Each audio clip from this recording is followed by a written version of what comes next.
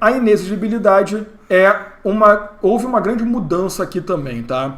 Você lembra que inexigibilidade nós tínhamos 3 situações, perfeito? Então você tinha produto exclusivo, produto ou serviço de natureza singular, e você tinha o profissional artístico consagrado pela mídia.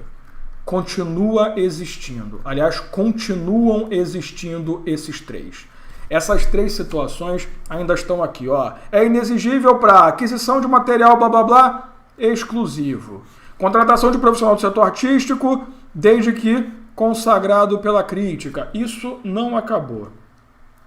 Contratação dos seguintes serviços técnicos especializados na natureza predominantemente intelectual, que são os serviços de natureza singular. Galera, isso daqui é uma coisa que eu achei interessante. Antes, você tinha que pegar a lei de licitações e ir lá no artigo 13 para ver ali o rol. Hoje o artigo 6º, como eu falei, ele é um glossário, tá lá também. Mas agora está embutido na própria lei quais são os serviços de natureza singular que podem ser contratados de forma direta. Por quê? Lembrem-se, inexigibilidade é porque não há viabilidade de competição. Então você contrata direto porque não tem competição possível. O único erro, aqui vai a minha crítica à lei, eles perderam uma ótima oportunidade, porque eles não acrescentaram aqui o serviço de advogado e o serviço de contador.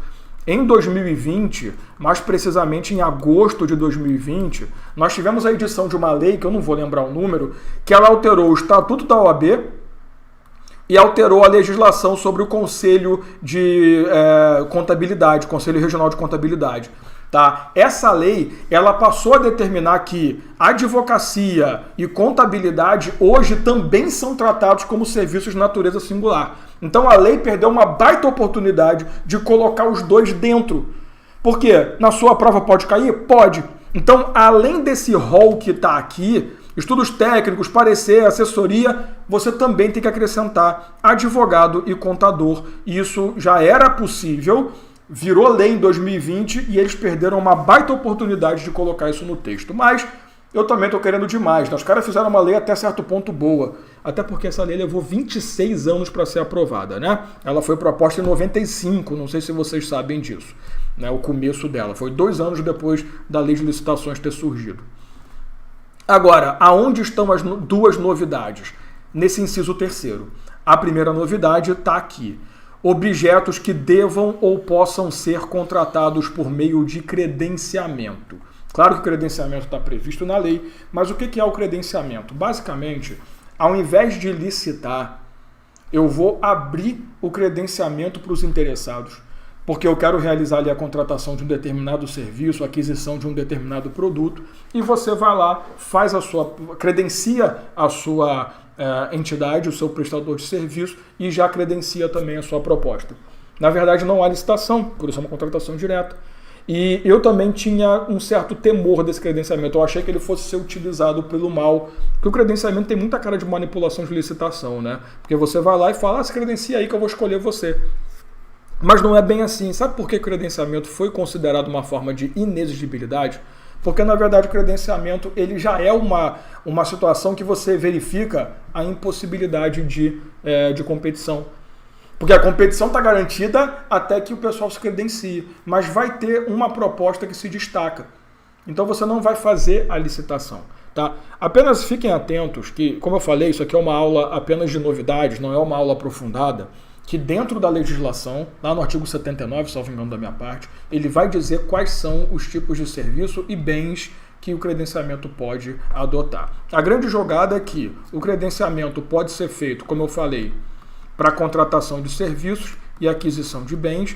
Então você não vai licitar, você vai buscar alguém que já está credenciado com a proposta registrada e, se a administração pública quiser, ela pode, se não for caso de contratação direta, tá? Ela pode fazer uma licitação somente com os credenciados. Então cuidado que não é necessariamente credenciamento situação de inexigibilidade, tá? Você não pode levar para a prova que se aparecer o credenciamento é inexigível, não. O credenciamento é um procedimento auxiliar, lembra? Então ele pode ser utilizado para licitação ou não. Em alguns casos, o credenciamento leva à contratação direta, em outros não, você vai ter que licitar. Tá? Então, a lei vai dizer quais são os casos, beleza? E que não é interessante a gente falar agora, porque tem que dar umas detalhadas e também, convenhamos que eu estou te dando o caminho das pedras aqui, principalmente, né? Mas a ideia é que o credenciamento ele vai servir como uma aceleração de processo. Agora, às vezes, do credenciamento vai ter licitação. A lei permite que, se eu for licitar, eu fecho a licitação só com credenciado. Tá? Então a lei ela fala tranquilamente, olha, não é errado, não é, porque você já tem uma competição entre os credenciados. Para que eu vou abrir licitação de novo?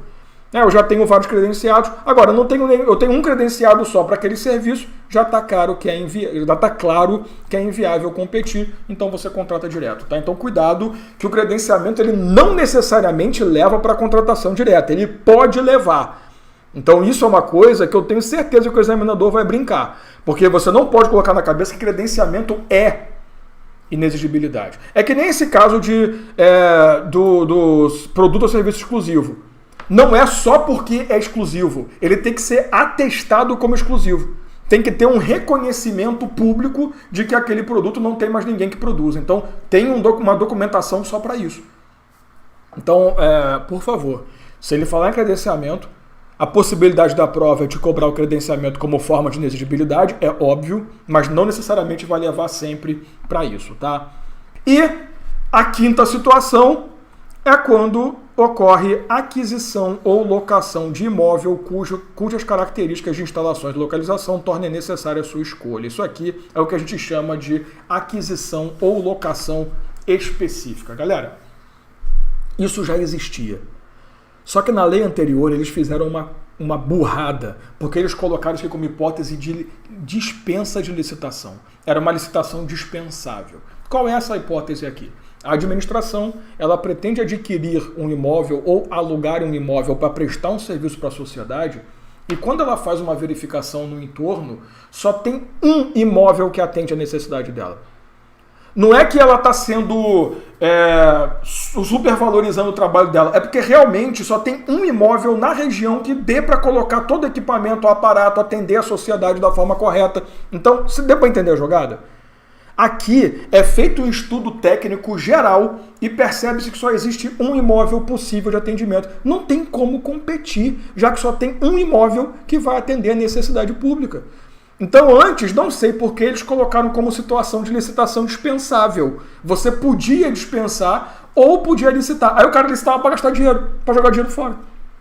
Agora, graças a Deus, eles corrigiram e colocaram como inexigibilidade. Então, essas são as duas novidades. O credenciamento, necessariamente nos produtos e serviços especificados na lei, tá? Por isso que ele fala, que devam ou possam, então não é sempre, e aquisição ou locação de imóvel que seja específico, que seja essencial.